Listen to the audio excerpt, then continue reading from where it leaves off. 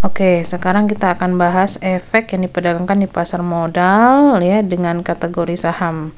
Nah, sebelumnya kita udah belajar juga tentang fixed income atau jenis surat berharga berpendapatan tetap.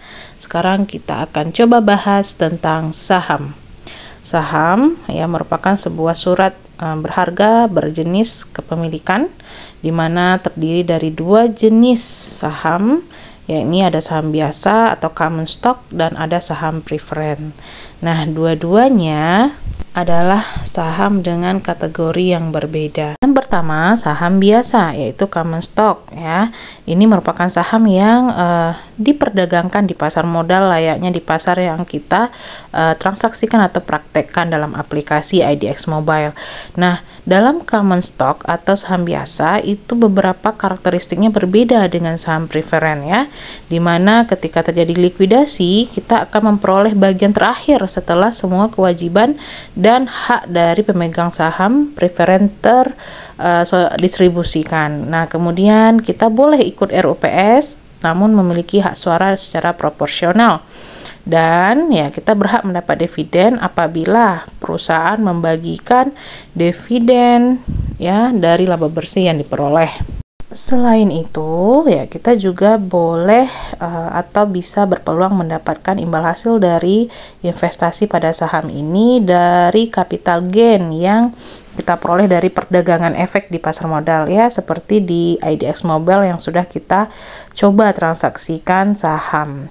Ya, jadi saham yang kita beli dengan harga yang lebih rendah, kemudian beberapa waktu kemudian kita jual dengan harga yang lebih tinggi, itu akan mendapatkan capital gain namanya atau keuntungan dari penjualan saham di pasar modal.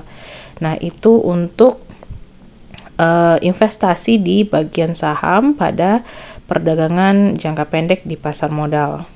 Nah, karena kita khusus belajar pasar modal, maka cenderung ketika kita berinvestasi saham di pasar modal itu lebih kepada kategori saham biasa. Sementara untuk saham preferred ya, dividen dalam jumlah tetap akan diterima oleh investor ya, relatif lebih tetap dibandingkan dengan pemegang saham biasa.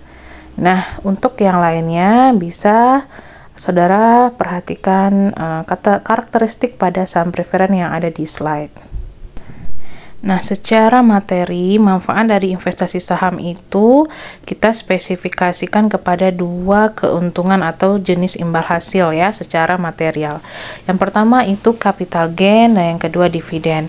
Nah, bagi orang-orang atau investor yang lebih cenderung berinvestasi dalam jangka pendek pada saham, maka target yang didapat oleh investor adalah pendapatan dari keuntungan penjualan saham. Artinya apa? Ya, saham ditransaksikan oleh investor dalam waktu singkat, kemudian berupaya untuk membeli saham di harga yang lebih rendah dan menjualnya di harga yang lebih tinggi. Apakah seperti ini boleh? Ya, secara dasar ya, hukum dasarnya boleh-boleh saja ketika kita transaksi saham mendapatkan harga yang lebih rendah dan ketika kita menahannya dalam beberapa waktu ke depan mendapatkan potensi keuntungan sebelum kita jual. Nah, kemudian yang kedua ada yang namanya dividen. Nah, imbal hasil dari pembagian dividen perusahaan itu bisa dalam bentuk cash dividen atau dividen tunai, dan kemudian ada stok dividen atau dalam bentuk sejumlah saham. Nah, pada posisi kita sebagai investor di pasar modal, maka kita dapat memperoleh dividen tanpa harus menunggu perusahaan itu berjalan atau beroperasi selama 1 tahun buku.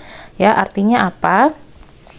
Ketika kita mengharapkan dividen, ternyata di pasar modal itu mekanismenya cukup bagus ya, di mana informasi pengumuman dividen dapat kita ketahui dari informasi aplikasi gitu ya. Kapan perusahaan akan membagikan dividen, berapa tarifnya, dan pada konsep teknisnya itu kita akan mendapatkan pemberitahuan ketika perusahaan akan mendistribusikan dividen kepada setiap pemegang saham. Jadi menarik ya, ketika kita berinvestasi saham di pasar modal ya, kita akan berpeluang untuk mendapatkan dividen. Nah, dividen diperoleh atau dibagikan sesuai dengan kebijakan hasil RUPS yang disimpulkan oleh RUPS gitu ya, atau yang ditetapkan dalam keputusan RUPS. RUPS merupakan rapat umum pemegang saham. Nah, dengan begitu kita bisa juga mencek tracking data ya di website Bursa Efek Indonesia tentang 50 biggest market capitalization periode Agustus 2024. Nah, ini merupakan salah satu akses yang saya berikan di dalam video pembelajaran agar mahasiswa dapat langsung menemukan informasi data statistik ya yang barangkali berguna, apalagi untuk mahasiswa dengan keilmuan akuntansi yang mana ya syarat dengan kebutuhan data statistik atau data keuangan, dan barangkali diperlukan juga dalam penyusunan laporan akhir penelitian. Yang pertama ada urutan saham Adaro ya, dengan konsep ya pertumbuhannya sangat tinggi sekali dari sisi capital gain atau pergerakan harga saham, dan jumlah pembelian oleh investor asing juga mengalami rasio yang bagus ya, jadi boleh di tracking ya melalui website IDX.